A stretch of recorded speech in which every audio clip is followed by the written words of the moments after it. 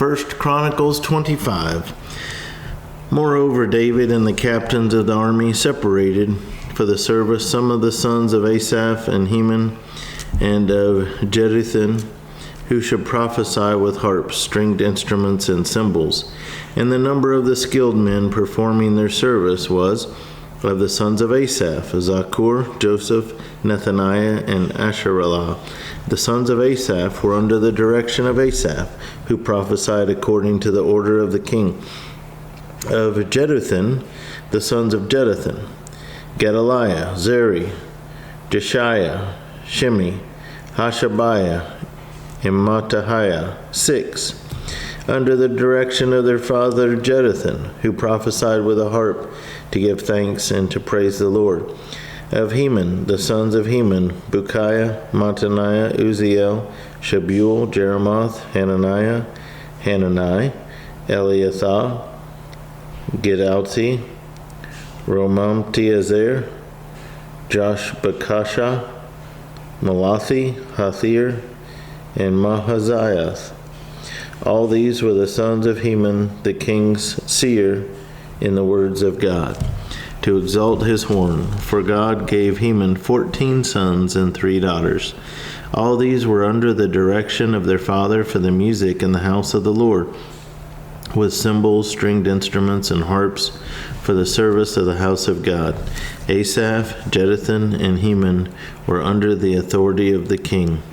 So the number of them, with their brethren who were instructed in the songs of the Lord, all who were skillful, was 288. And they cast lots for their duty, the small as well as the great, the teacher with the student. Now the first lot for Asaph came out for Joseph, the second for Gedaliah, him with his brethren and sons, 12. The third for Zaccur, his sons and his brethren, 12.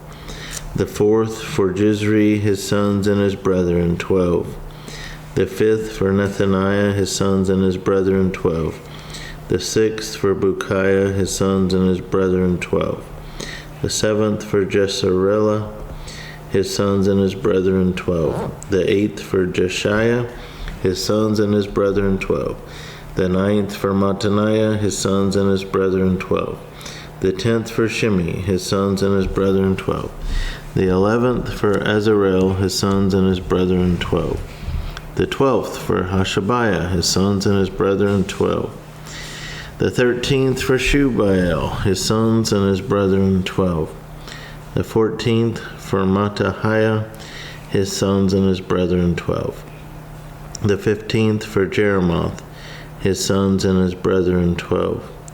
The 16th for Hananiah, his sons and his brethren, 12. The 17th for Joshbekashah, his sons and his brethren, 12. The 18th for Hanani, his sons and his brethren, 12. The 19th for Malathi, his sons and his brethren, 12. The 20th for Eliathah, his sons and his brethren, 12. The 21st for Hathir, his sons and his brethren, 12. The 22nd for Gidalti, his sons and his brethren, 12. The 23rd for Mahaziah, his sons and his brethren, 12. The 24th for Romamti-Ezer, his sons and his brethren, 12. So that's the end of chapter 25. That's kind of hard to read there.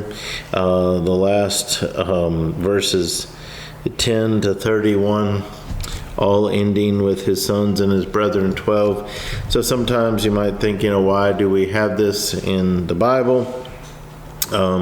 What it shows me is their organization and administration. It was very organized. It wasn't accidental. They came up with schedules.